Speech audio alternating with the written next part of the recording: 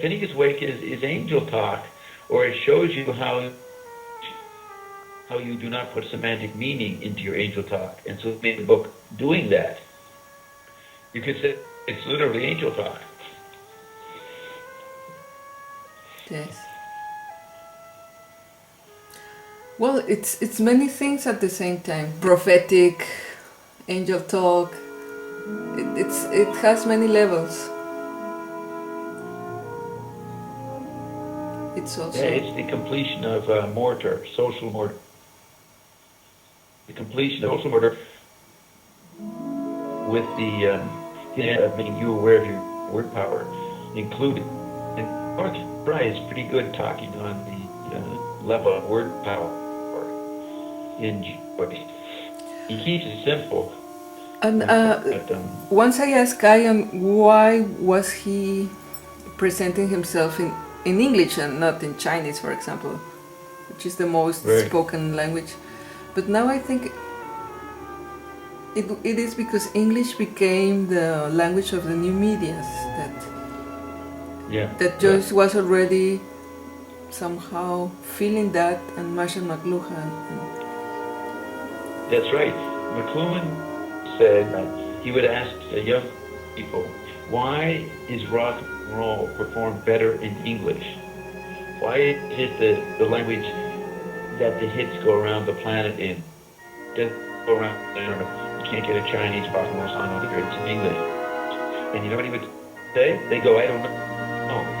He'd say, because it's measured in feet. And you know about that kind of poetic description of meter? Do you know the phrase iambic pentameter? Iambic, the iambic pentameter is how a lot of English poetry is. And it's measured in feet. That's a linguistic term, a grammatical term. So the language is measured in feet.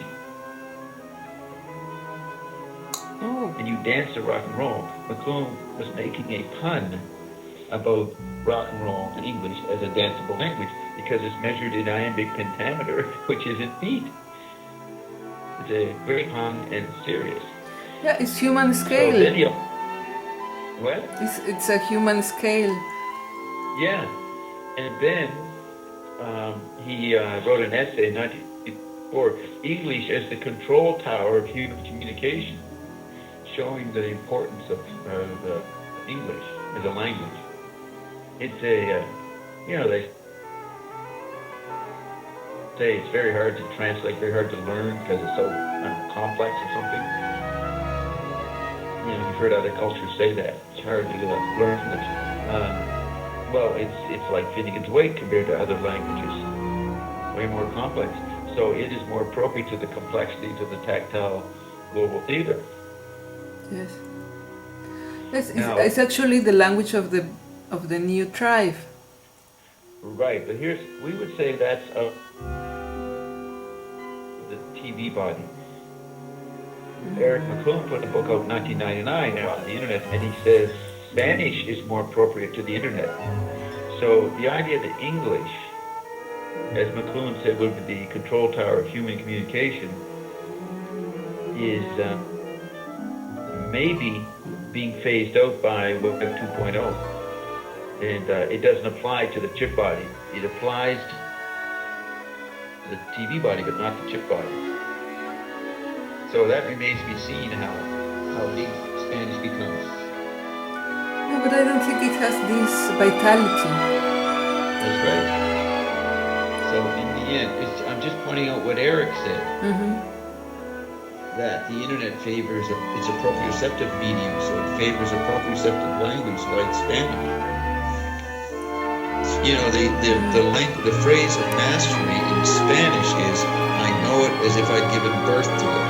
Now, giving birth to it is an ionic idea if you believe that when you speak, you're creating something, you're creating realities, you're birthing realities, then you would speak like a Spanish person. I know it as if I'd given birth to it.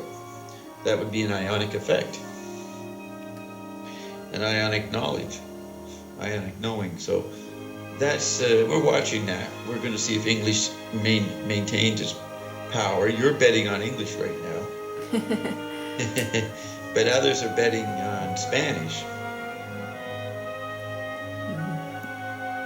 Then again, it could change to thought transference, which is what I was trying to do on melting titanium. Use the electric medium for the thought transfers, and that's the fourth phase that Joyce said. Yeah. That's pretty prophetic. Yeah. Babylus. Yeah, from Babylonian to Babylonian to Ionian. You know, like you gotta have ion, you know, we're playing, we're all digging, and Brittany Howard denying goes, what nonsense.